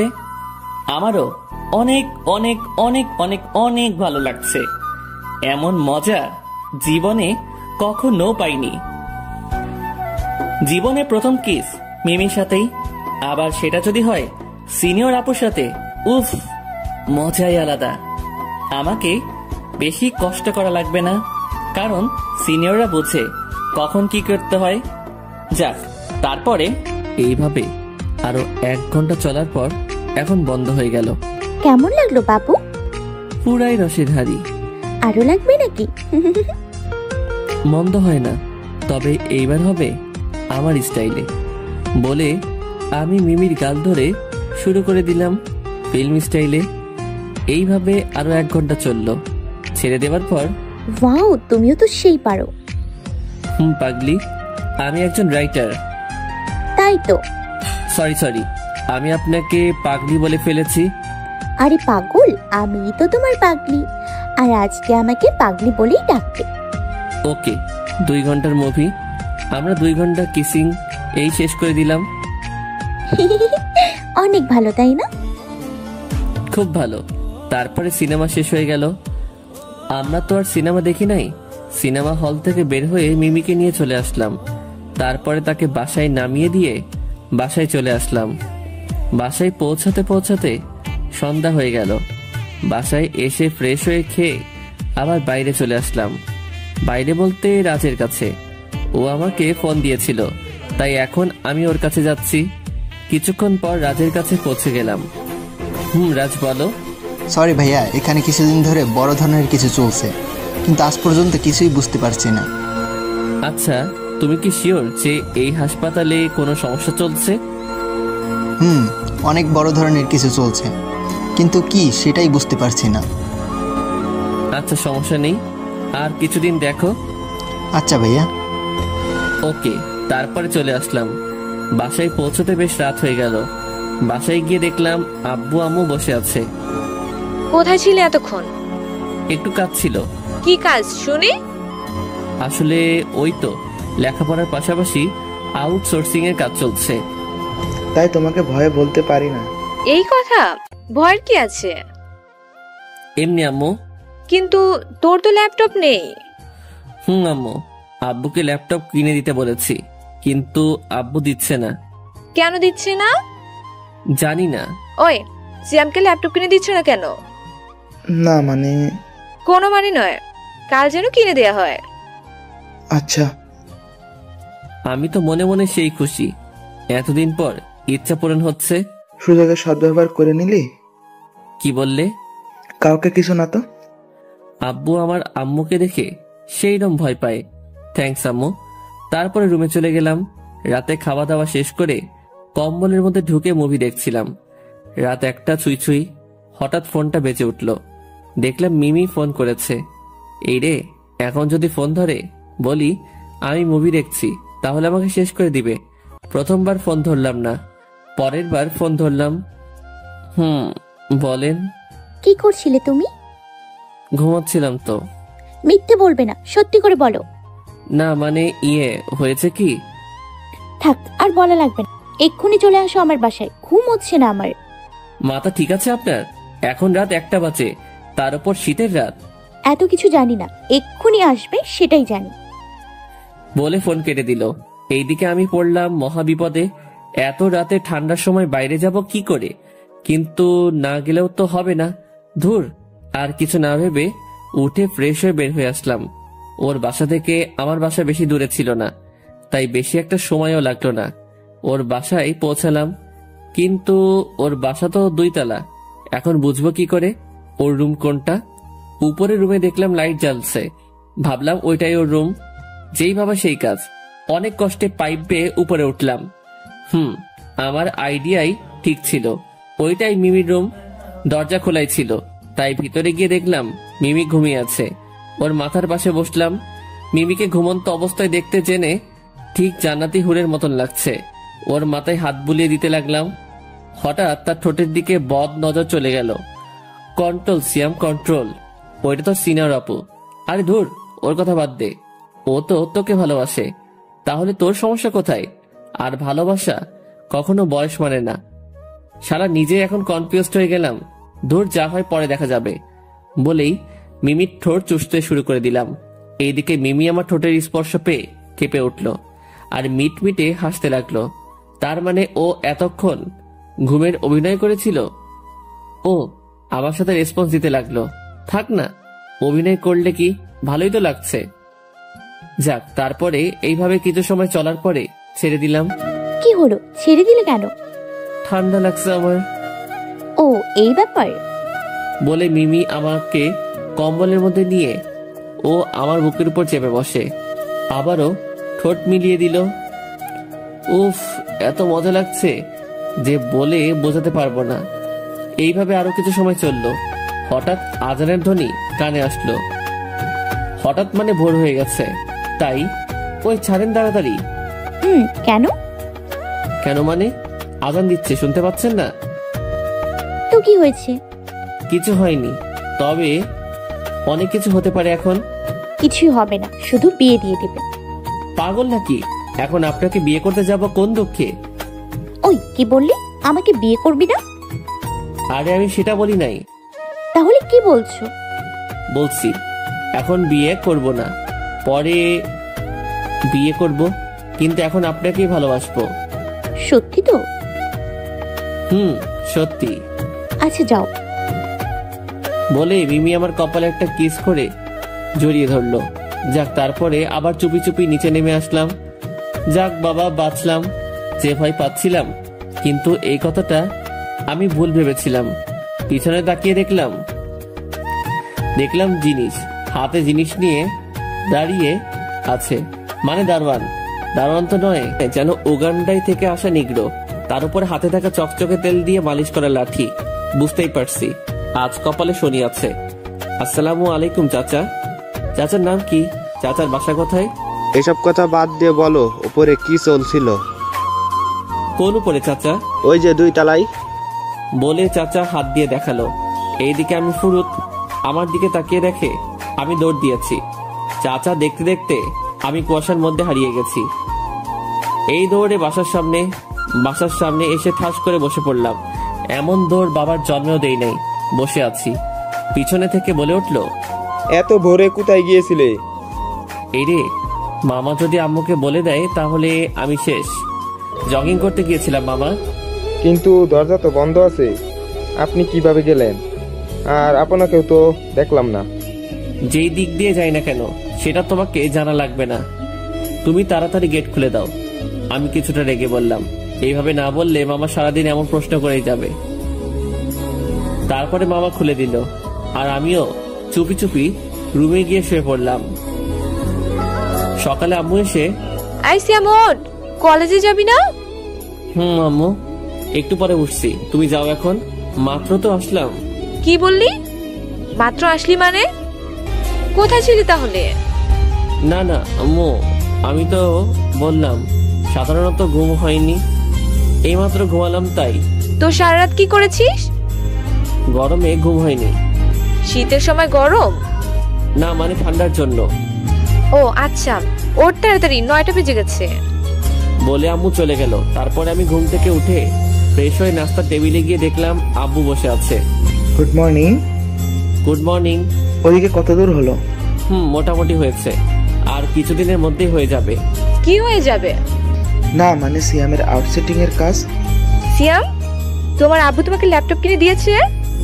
না আম্মু। কি গো, কি কথা ছিল? না মানে এই তো এখনই কিনে নিব। চলো বাবা। ওকে। তারপরে খাওয়া দাওয়া শেষ করে আমি আর আব্বু শোরুমে চলে গেলাম। তারপরে ওইখানে থেকে ল্যাপটপ কিনে নিয়ে আমি কলেজে, আর আব্বু পুলিশ স্টেশনে চলে গেল। কলেজে এসে দেখলাম সবাই চলে এসেছে। আমাকে দেখে রকি দৌড় দিয়ে আমার কাছে এসে বলল, ভাই আজ কিন্তু বলাই লাগবে। কি বলবো? ওই যে ওই কথা। তোকে বলেছি না বেশি ব্যস্ত হবি না। ওই তোকে ভালোবাসার কথা বলবে। সেটা কি আমাকে বুড়ো হওয়ার পরে বলবে? না অপেক্ষা কর, হয়ে যাবে। আচ্ছা। তারপর দেখলাম ফারহানা আমাদের সামনে আসলো। ওই সিয়াম, এদিকে আয়। বল। রাতে ওই ছেলের কথা ভেবে সারা রাত ঘুম হয়নি। সারা রাত ওর কথা চিন্তা করেছি। প্লিজ ওই ছেলেটার নাম বল না। আচ্ছা, এর মানে কি জানিস? কি? তুই অজান্তেই ওই ছেলের প্রতি দুর্বল হয়ে পড়েছিস। কাল পর্যন্ত ওর সাথে কথাই বলতিস না, আর আজ ওর নাম শোনার জন্য কেমন পাগল হয়ে গেছিস। কিন্তু আমার তো বয়ফ্রেন্ড আছে, তার জন্য তো আমার মন কখনো এত ব্যাকুল হয়নি। এটাই রিয়েল ভালোবাসার চিহ্ন। আচ্ছা এইসব বাদ দে, ওই ছেলেটার নাম কি সেটা বল। সেটা তো বলা যাবে না। কেন? তুই আগে ভেবে দেখ তোর মন কি চাচ্ছে, তারপরে আমি ওকে তোর সামনে নিয়ে আসবো। এইসব ভাবার সময় নেই, আগে আমাকে ওকে দেখা লাগবে। আচ্ছা, আমি ওর নাম্বার ছাড়া কিছু দিতে পারবো না। যদি লাগে তাহলে বল, দিয়ে দিচ্ছি। আচ্ছা দে। তারপর আমি ফারহানাকে নাম্বার দিয়ে চলে আসলাম। কিরে তুই নাম বললি না কেন? আগে বলেছি বেশি ব্যস্ত হবি না, অপেক্ষার জিনিস মিষ্টি হয়। ওকে। আমরা গল্প করছিলাম, তখনই দেখলাম মিমি আমাদের দিকে তাকাচ্ছে। দোস্ত দেখ, সিনিয়র ভাবি আসছে। মানে? তোর সিনিয়র আপু থুকু গার্লফ্রেন্ড আসছে। দেখ, ফাজলামো না করে বসে থাক। এদিকে মিমি আমাদের কাছে এসে বলল, হাই সিয়াম। হ্যালো। তোমাদের মাঝে কি বসতে পারি? শিওর ভাবি। ওই চুপ। মিমি কিছু বলল না, শুধু মিটমিটে হাসি দিল। তো তোমরা সবাই কেমন আছো? জি ভালো, আপনি? আলহামদুলিল্লাহ। ওহ, তো তোমরা কি গল্প করছিলে?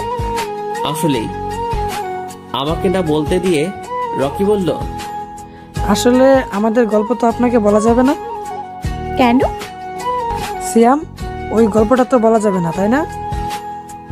কি বলছিস? কোন গল্প? ওই যে ওই গল্প। কি গল্প আমাকে বলো। আসলে ও ফারহানাকে ভালোবাসে, আর ও ভাবছে আজ তাকে প্রপোজ করবে। কি বললে? আপু, ফারহানা আমাদের বান্ধবী, আর ফারহানা সিয়ামকেও পছন্দ করে। ওই কি বলছিস এসব? যেটা সত্যি সেটাই বলেছি, তুই কিছু মনে করিস না বন্ধু। মিমি আমার দিকে অগ্নি দৃষ্টিতে তাকিয়ে আছে। আল্লাহ গো, কি হবে এখন কিছুই বুঝছি না। রকি আমার দিকে তাকিয়ে মুচকি মুচকি হাসছে। শালা তোর মজা পরে বোঝাবো, আগে ঝড় সামনে নেই। আমার সাথে একটু আসো তো। কোথায়? ওইদিকে একটু কাজ আছে। কি কাজ? এইখানেই বলবি না? আগে আসো, পরে বলছি। বলে মিমি আগে চলে গেল। শালা তোর মজা পরে বোঝাবো।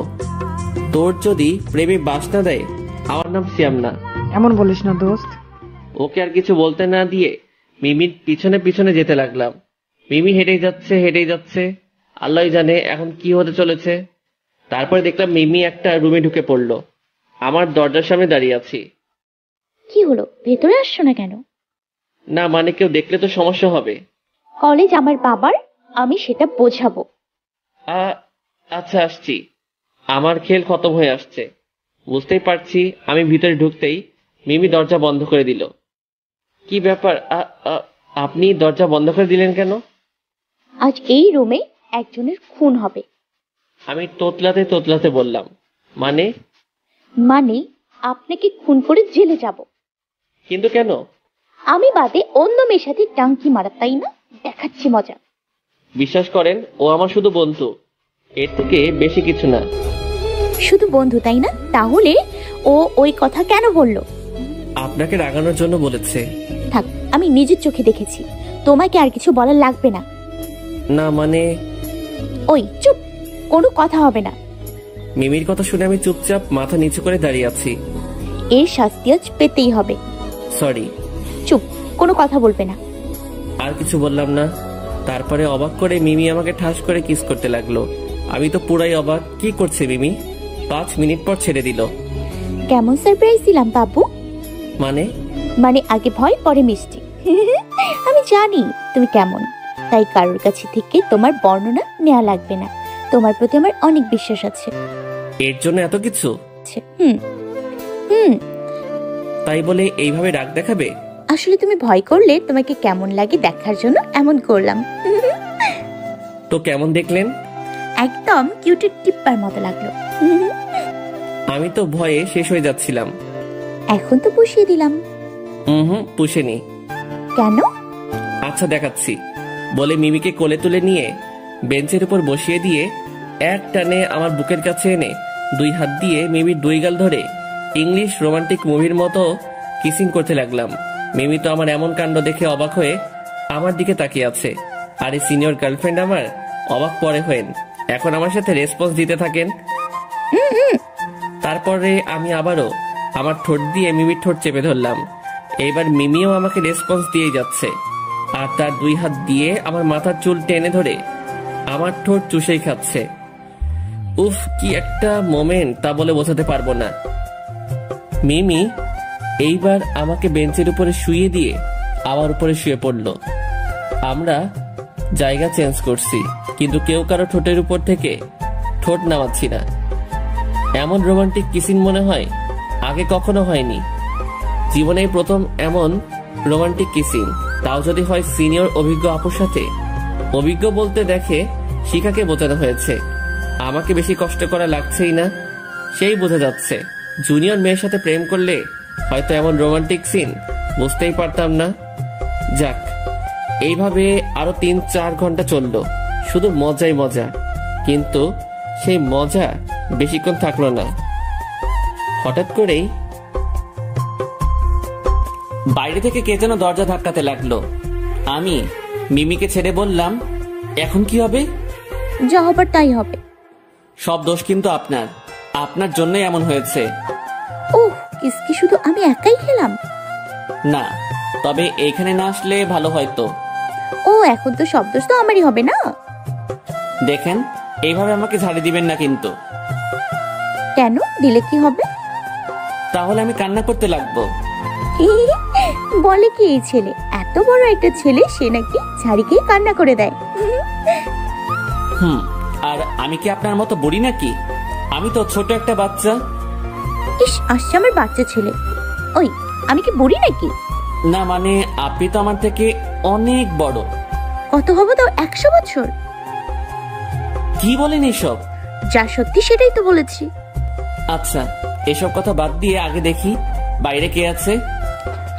তুমি গিয়ে দরজাটা খুলে দাও। আমি যাব কেন? দরজা আপনি বন্ধ করেছেন, আপনি যাবেন। তুমি যাবে না, আমি চিৎকার দিব। চিৎকার দিবেন কেন? বলবো তুমি আমাকে জোর করে এই রুমে নিয়ে এসছো। কি এত বড় মিথ্যা কথা? সেটা আমি আর তুমি জানি, বাইরের কেউ তো জানে না। আমি আর কিছু না বলে দরজা খুলে দিলাম। দরজা খুলে দেখলাম আমার হারামিগুলো দাঁড়িয়ে আছে, রকি, রাসেল, বাপ্পি আর ফারহান। সরি দোস্ত, আমার জন্য তোকে অনেক মার খাওয়া লাগলো। তখন আমি মজা করে বলেছিলাম। আরে কি শুরু করলি তোরা? থাক, আর মিথ্যা বলা লাগবে না। তুমি রুমে ঢুকে সব লিপস্টিক খেয়ে এখন মিথ্যা বলছো। তোমরা আসার সময় পেলে না? দেখছোই তো ভেতরে রোম্যান্স চলছে। সরি আপু, আমরা বুঝতে পারি নাই। It's okay. চল দোস্ত, ক্লাসে যেতে হবে। ওই দাঁড়া, আগে তোর ঠোঁটের নিচে থেকে লিপস্টিকটা মুছে ফেল। তারপরে ফ্রেশ হয়ে ক্লাসে চলে গেলাম। মিমিও তার ক্লাসে চলে গেল। এইদিকে ক্লাসের মধ্যে রকি বলল, কিরে ভাই, কি হলো এটা? কোনটা? মিমি আপুকে পান দিলাম তোকে বাঁশ দেওয়ার জন্য, কিন্তু সেটা তো হলোই না, উল্টো তুই মিষ্টি মুখ করলি। সবার কপালে সব জিনিস থাকে না, যেমন তোর কপালে ফারহানা নেই, আর যদিও থাকে তাহলে সেটার বাস আমি দিব। দোস্ত এইভাবে বলিস না, তাহলে আমি মরেই যাব। শালা, তখন আমাকে বাস দেওয়ার সময় এই কথা মনে ছিল না? সরি দোস্ত, আমি তো মজা করছিলাম। ওই মজাই আজ থেকে তোর সাজা। দোস্ত এই কথা বলিস না। দেখ শালা, এখন কেমন লাগে? আমার বুকের বাম পাশে চিনচিন করছে। কথা বলছিলাম, তখন রুমে স্যার ঢুকলো। তারপরে ক্লাস শেষ করে বাইরে আসলাম। বাইরে বের হতেই রাজের ফোন আসলো। রাজ বলো। ভাইয়া ইমার্জেন্সি হাসপাতালে আসেন। কেন, কি হয়েছে? আগে আসেন, পরে বলছি। আচ্ছা আসছি। তারপরে ফোনটা কেটে দিয়ে যেই বাইক নিয়ে আসতে যাব, তার আগেই মিমি আমার বাইক চেপে ধরলো। ওই, আমাকে রেখে কোথায় যাচ্ছ? ইমার্জেন্সি কাজ আছে, তাই যাচ্ছি। আমাকে ছাড়া আর কি এমার্জেন্সি কাজ আছে? আমিও যাব তোমার সাথে। জানি ও আর আমাকে একা যেতে দিবে না, আবার নিয়ে গেলেও সিক্রেট থাকবে না। আপনি থাকেন, আমি পরে নিয়ে যাচ্ছি। না বলে মিমি আমার বাইকে উঠে আমাকে পিছন থেকে জড়িয়ে ধরে রাখলো। আর কিছু না বলে আমরা হাসপাতালে চলে গেলাম। হাসপাতালে গিয়ে দেখলাম রাজ বাইরে দাঁড়িয়ে আছে। আমাকে দেখে আমার সামনে আসলো। ভাইয়া ভিতরে চলেন। কে এটা? আপনি আমার সাথে আসুন। বলে মিমিকে নিয়ে ভিতরে গেলাম। ভিতরে রোগীদের আসনে বসিয়ে দিয়ে বললাম, এইখানে চুপচাপ বসে থাকবেন, কোথাও যাবেন না। মিমি ব্যাগ থেকে ফোনটা বের করে টিপতে লাগলো, আর আমিও রাজের সাথে ভিতরে চলে গেলাম। কোথায় যাচ্ছি আমরা? মর্গের রুমে। তারপরে ওইখানে গিয়ে রাজ বলল, এই যে দেখেন।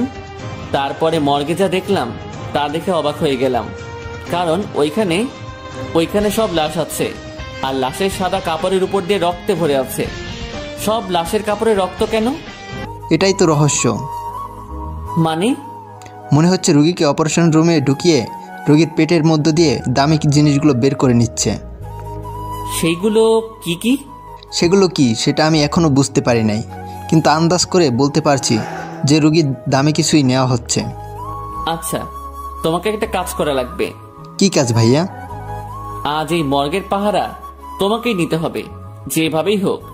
কিন্তু কেন ভাইয়া? আমি আজ রাতে আসবো, আর মৃত্যু রোগীদের সাথে কি হচ্ছে সেটা দেখা লাগবে। আচ্ছা, যেভাবেই হোক আজ রাতে আমি নাইট ডিউটি করব। আচ্ছা। তারপরে ওইখান থেকে চলে আসলাম। বাইরে এসে দেখি মিমি ওইখানে নেই। আমি তো ভয় পেয়ে গেলাম। তারপরে খুঁজতে খুঁজতে মিমিকে দেখলাম এক ডাক্তারের চেম্বারে বসে আছে। ডাক্তারটি মধ্যবয়সী। আমি রুমে ঢুকে মিমিকে বললাম, আপনি এখানে কি করছেন? আপনাকে আমি সারা জায়গায় খুঁজে বেড়াচ্ছি। আমি ফুপার সাথে গল্প করছিলাম। ফুপা মানে? এইটা আমার ফুপা, ডাক্তার রহমান। ও, আসসালামু আলাইকুম আঙ্কেল। ওয়ালাইকুম আসসালাম। আচ্ছা, তখন এত তাড়াতাড়ি ওখান থেকে আসলে কেন? তুমি তো কিছুই বললে না।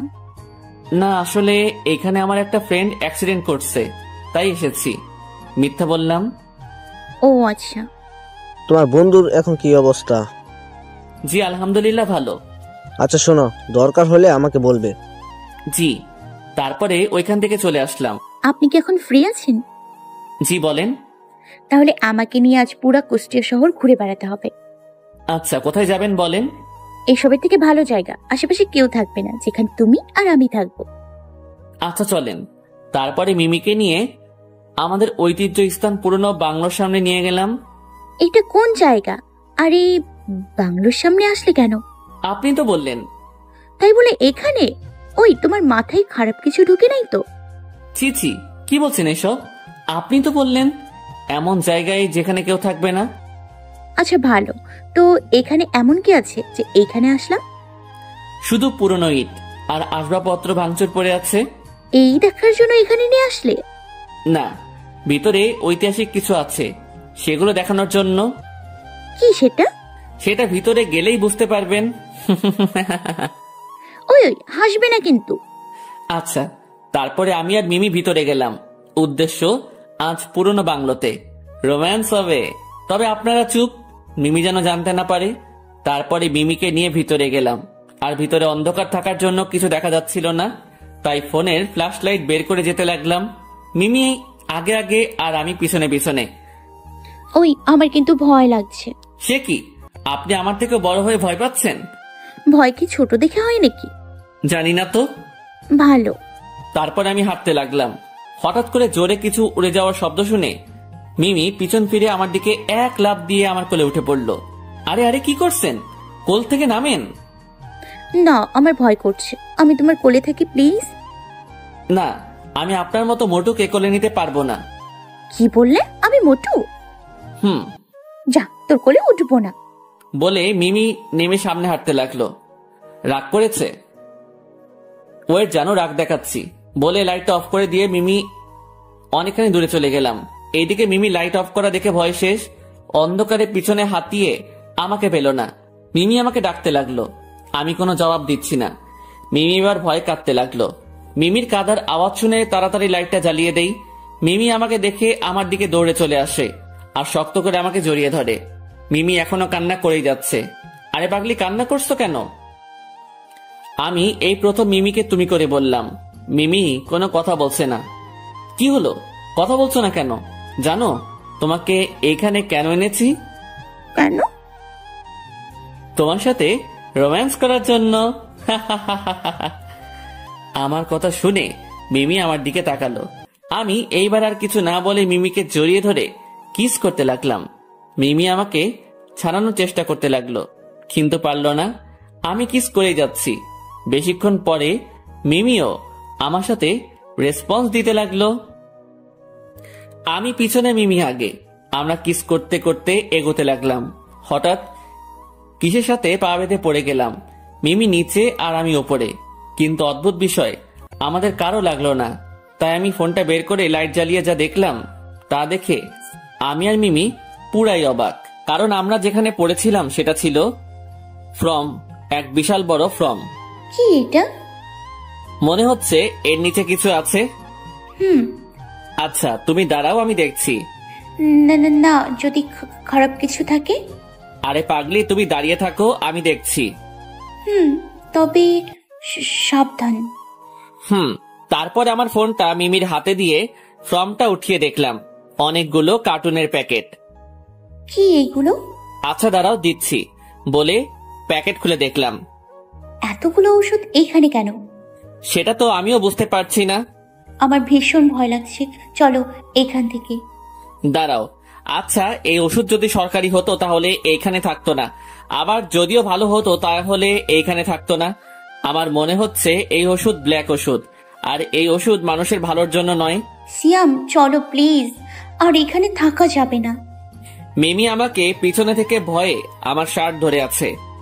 আমি বুঝলাম মিমি ভয় পাচ্ছে, তাই আর ওখানে না দাঁড়িয়ে চলে আসলাম। আর আসার সময় ওষুধের একটা বক্স নিয়ে আসলাম। মিমিকে তার বাসায় নিয়ে গেলাম। কোথায় যাবে এখন? এই বক্সটা নিয়ে আমার ছোট কাকুর কাছে যাব। যেখানেই যাও ভালোভাবে যাবে। জি ম্যাডাম। ওই শোনো।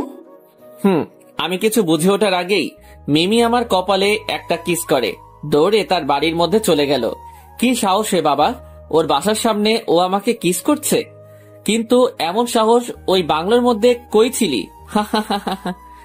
তারপরে আমি হাসতে হাসতে ওইখানে থেকে চলে আসলাম কাকুর হাসপাতালে। দিয়ে দেখলাম কাকু তার রুমে বসে আছে। আসসালামু আলাইকুম কাকু। ওয়ালাইকুম আসসালাম। সিয়াম, তুমি এখন কিছু বলবে নাকি? জি কাকু, একটা ওষুধ দেখানোর জন্য এসেছি। মানে? এই যে। তারপর আমি ওষুধের বক্সটা কাকুর হাতে দিলাম। কাকু কিছুক্ষণ ওষুধের বক্সটা ভালো করে দেখে বলল, ওহ মাই গড, এই ওষুধ তুমি কোথায় পেলে? কেন কাকু, কি হয়েছে? আগে বলো, এই ওষুধ কোথায় পেয়েছো? একটা বাংলোর মধ্যে। তারপরে কাকুকে সব খুলে বললাম। এটা কি বিষাক্ত ওষুধ সেটা তুমি জানো? না, কি এই ওষুধ? এটা সাধারণত অপারেশনের সময় ব্যবহার করে। রোগী যখন অজ্ঞান থাকে তখন এই ওষুধটা রোগীর শরীরে ইনজেকশনের মাধ্যমে দেওয়া হয়। শরীরে গেলে কি হয়?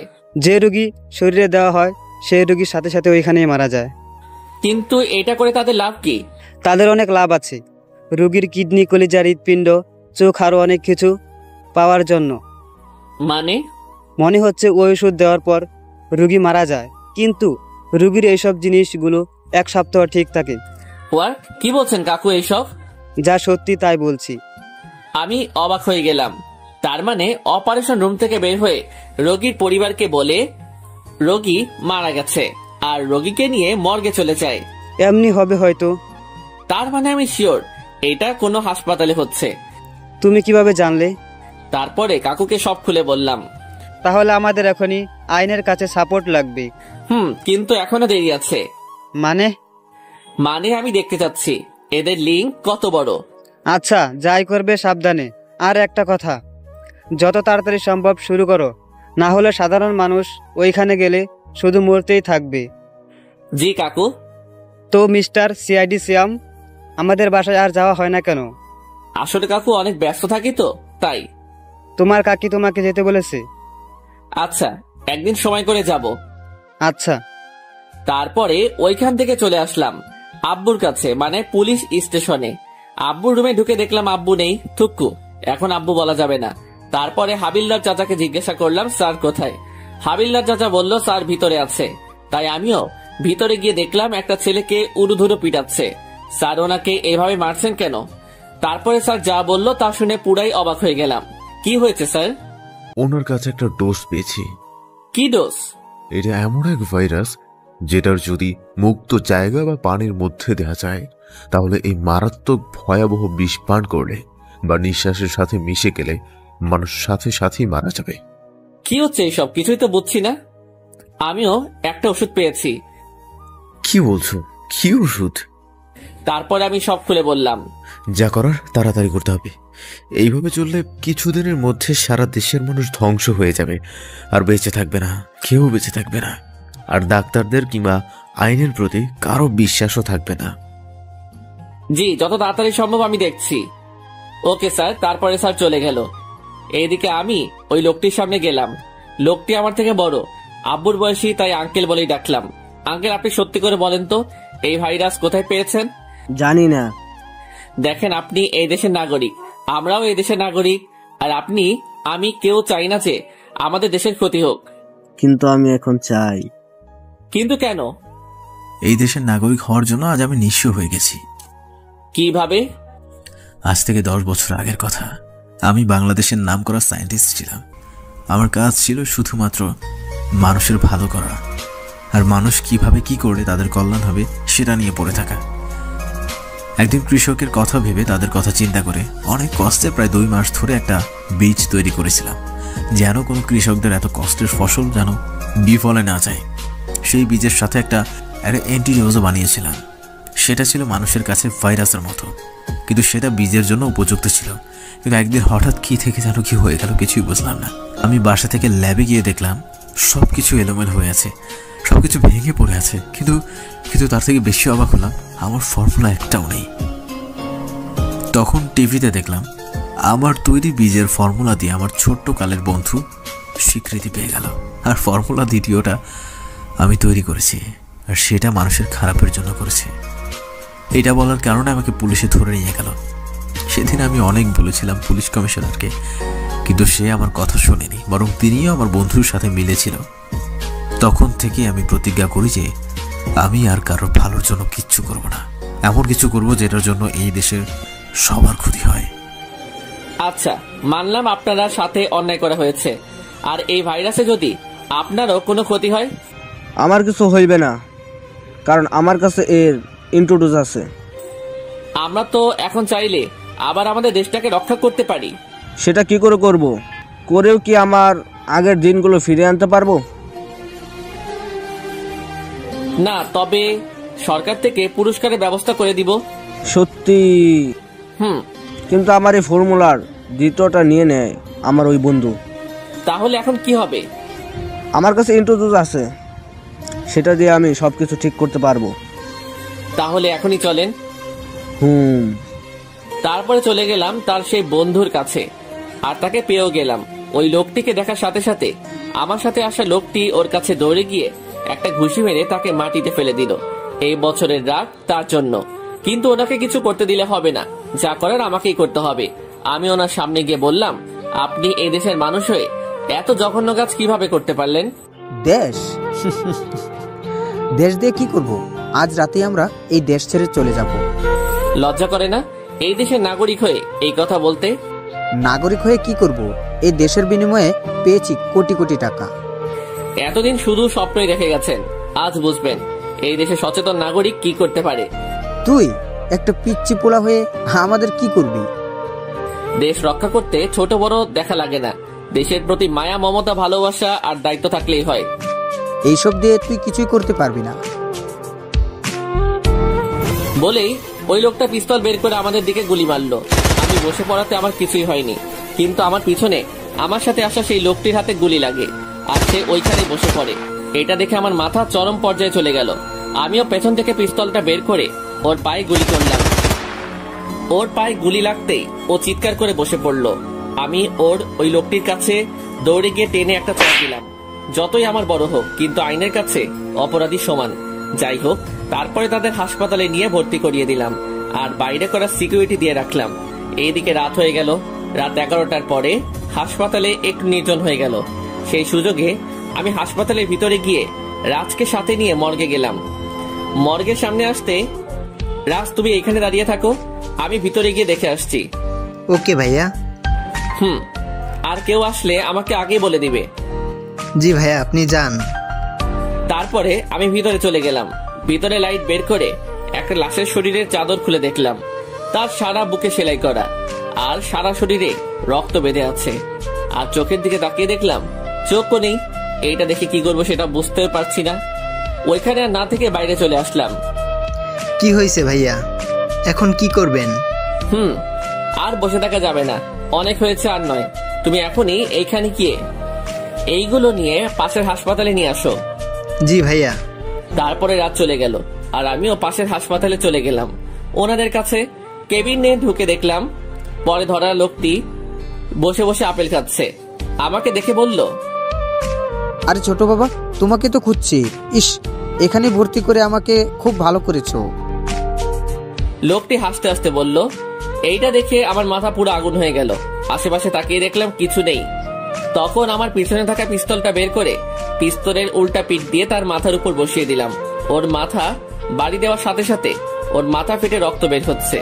এর মধ্যেই রুমের মধ্যে নার্স ঢুকলো। এ কি করছেন? রোগীর সমস্যা হবে তো। কিছু হবে না। কে আপনি? বলে যে চিৎকার করতে যাবে তার আগে আমি বললাম, ওই চুপ, একটা শব্দ করলে এটা দিয়ে মাথার খুলি উড়িয়ে দিব। পিস্তলটা ওই নার্সের মাথায় ধরে বললাম। পিস্তল দেখে নার্সের মুখ দিয়ে কোনো কথা বের হচ্ছে না, বরং ভয় কাঁপতে লাগলো। এবার আমি ওই লোকটিকে বললাম, এবার বল তোর সাথে থাকা পার্টনারের নাম। মরে গেলেও বলবো না। তোকে তো বলাই লাগবে। আর তোর সাথে যে থাকে সে যে পাশের হাসপাতালের কোনো ডাক্তার, এটা ভালো করে জেনে গেছি। শুধু জানিস পাশের হাসপাতালের কেউ, কিন্তু কে সেটা তো জানিস না। লোকটির হাসা দেখে আবার মাথা গরম হয়ে গেল। একে দেশে নাগরিক হয়ে এইসব করে বেড়াচ্ছে, আবার মানুষের জীবন নিয়ে খেলছে। নার্সের হাতে দেখলাম অপারেশন প্লেট। ওর ভিতর থেকে কেঁচো আর ইঞ্জেকশন নিয়ে ইঞ্জেকশনটা ওর হাতের মধ্যে ঢুকিয়ে দিলাম আর কেঁচোটা ওর গালের মধ্যে ঢুকিয়ে দিলাম। সাথে সাথে তার গাল ফুটো হয়ে কেঁচো বেরোতে চলে গেল। লোকটি গোংরাতে লাগলো। এটা দেখে নার্স ঠাস করে ওইখানে পড়ে গেল। এবার বল বলে আবারও একটা কেঁচো হাতে নিলাম। বলছি বলে ওই লোকটি সব খুলে বলল। আমি শুনে ওইখানে আর না থেকে আব্বুকে ফোন দিয়ে বললাম এই হাসপাতালে আসতে, বলে আমি চলে গেলাম। এইদিকে হাসপাতালে গিয়ে ওই ডাক্তারের কেবিনে গেলাম। আরে শ্যাম, তুমি কেমন আছো? আমি কোনো কথা বললাম না। পাশে একটা কাঠের চেয়ারে পড়েছিল, ওইটা তুলে মাথার উপরে একবারই বাড়ি দেওয়ার সাথে সাথে উনি জ্ঞান হারিয়ে ফেলেন। রুমের ভিতরে শব্দ শুনে বাইরে থেকে সিকিউরিটি গার্ড ভিতরে আসলো। ওই কে আপনি? ওই কোনো কথা হবে না, বেশি কথা বললে সবাইকে এইখানে শুয়ে রাখবো। আমি পিস্তল বের করে বললাম। আমার পিস্তল দেখে সবাই পিছনে সরে গেল। কিছুক্ষণের মধ্যে আব্বু চলে আসলো। আব্বুকে সব খুলে বললাম। তারপরে ওনাকে নিয়ে গেল। আমার ভালো না লাগার কারণে আমি বাসায় চলে আসলাম। এইদিকে রাতে কিছুতেই ঘুম আসছে না, তাই আর ঘুমিয়ে না থেকে মিমির বাসার উদ্দেশ্যে রওনা দিলাম। রাত তখন 12টা বাজে। আমি মিমির বাসার সামনে গিয়ে কলিং বেল বাজাতেই দরজা খুলে দিল। আরে সিয়াম বাবাজি, এত রাতে? আসলে মিমির আব্বু আর আমার আব্বু ছোটকালের বন্ধু, আর তারা অনেক আগে থেকে আমাদের বিয়ে ঠিক করে রেখেছিল। আমরা সেটা জানতাম না, কিছুদিন আগে আমি জেনেছি। মিমি এখনো জানে না। জি আঙ্কেল, মিমি কোথায়? ও তো আর রুমে ঘুমাইতেছে। কালকে সবাই আমার বাসায় চলে আসবেন। কালকে আমরা বিয়ে করছি, আর এখন আমি ওকে নিয়ে গেলাম।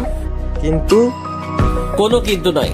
তারপরে মিমি রুমে ঢুকে ওকে কোলে তুলে নিয়ে চলে আসলাম। ছেলেটির ভীষণ সাহস, না হলে কি এইভাবে তার পরিবারের সামনে এইভাবে তার মেয়েকে কুলে তুলে নিয়ে যেতে পারে? দেখতে হবে না জামাইটা কার? থাক, আর বলতে হবে না। এইদিকে আমি মিমিকে আমার রুমে নিয়ে গিয়ে আমার বেডের উপরে আমার বুকের উপর শুয়ে রাখলাম। ইস, এখন কি শান্তি। মিমি এখনো ঘুমাচ্ছে।